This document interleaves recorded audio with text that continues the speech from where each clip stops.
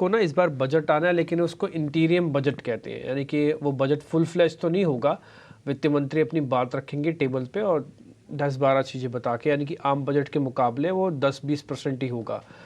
लेकिन इसमें खबर ये निकल के आ रही है कि कैपिटल एक्सपेंडिचर को लेकर धीमेपन की कोई उम्मीद नहीं है। ये सारी की सारी जानकारी जो है हमारे संवाददाता प्रकाश प्रियदर्शी को मिल रही है। आइए उन्हीं से एक बार पता कर लेते हैं कि इस बार इंटीरियम बजट के अंदर क्या क्या बातें आ सकती हैं, खासकर कैपिटल एक्सपेंडिचर को लेकर। प्रकाश, बताएं आप। देखिए, सूत्रों के हवाले से जो जानकारी हमें मिल रही है उसके हिसाब से सरकार अंतरिम बजट में फिस्कल प्रूडेंस और जो कैपिटल एक्सपेंडिचर का जो टारगेट है उसके बीच बेहतर सामंजस्य बिठाने की कोशिश करेगी। हालांकि ये अंतरिम बजट है, लेकिन उसके बावजूद भी अगले 3 महीने के लिए जो खर्चे होंगे, खासकर की इंफ्रास्ट्रक्चर सेक्टर्स की अगर बात करें तो उनके हिसाब से एलोकेशन किए जाएंगे। सूत्र हमें बता रहे हैं कि इलेक्शन ईयर होने के बावजूद भी सरकार का प्रयास ये है कि बेटर बैलेंस बनाया जाए और कैपिटल एक्सपेंडिचर से संबंधित जो रियलिस्टिक टारगेट है वो निर्धारित किया जाए। सूत्र हमें बता रहे हैं कि करीब 10 से 15% की जो बढ़ोतरी है वो की जा सकती है पिछले साल के मुकाबले अगर आप देखें।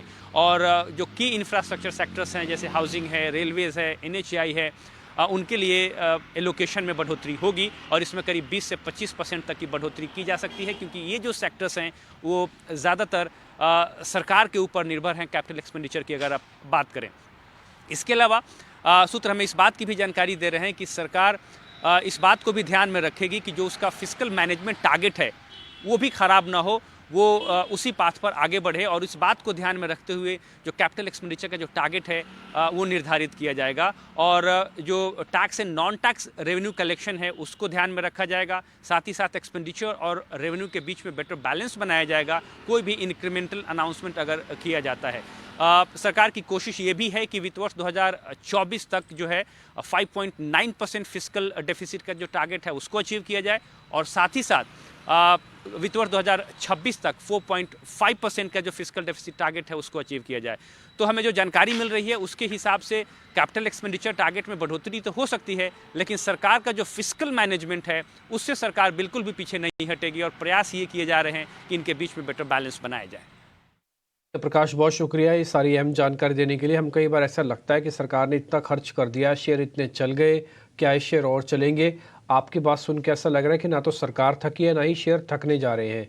यही अभिषेक बासु मलिक, मेरे को आपसे पता करना है, क्योंकि ये जो 10 से 15% कैपेक्स बढ़ाने की बात हो रही है और उसमें भी डेडिकेटेड रोड, रेलवेज, हाउसिंग पर ही खर्च बढ़ेगा, जो कि मल्टी जॉब जनरेट करती है और आप आपस में कई सेक्टर के साथ को रिलेटेड भी हैं।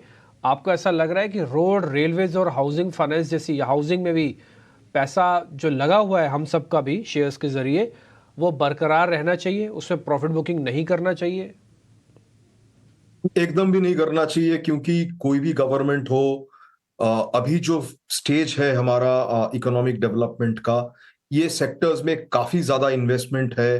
अगर आप देखें, सेंट्रल गवर्नमेंट का है, स्टेट गवर्नमेंट का है, और धीरे धीरे प्राइवेट का भी इन्वेस्टमेंट आ रहा है। तो बहुत इंपॉर्टेंट एरियाज हैं ये, रेलवेज, डिफेंस, इंफ्रास्ट्रक्चर, एयरपोर्ट्स, जो जो फिजिकल इंफ्रास्ट्रक्चर बन रहा है उसमें उनका स्टॉक्स या उनके जो रिलेटेड फीडर इंडस्ट्रीज हैं, जैसे स्टील, सीमेंट, इस टाइप की इंडस्ट्रीज को भी काफी बढ़ावा मिलेगा। तो मेरे हिसाब से जो इनमें निवेशित है, निवेशित रहिए, जो जो नहीं है वो इनके अच्छे कंपनीज देख के चुन के इन्वेस्ट कर सकते हैं।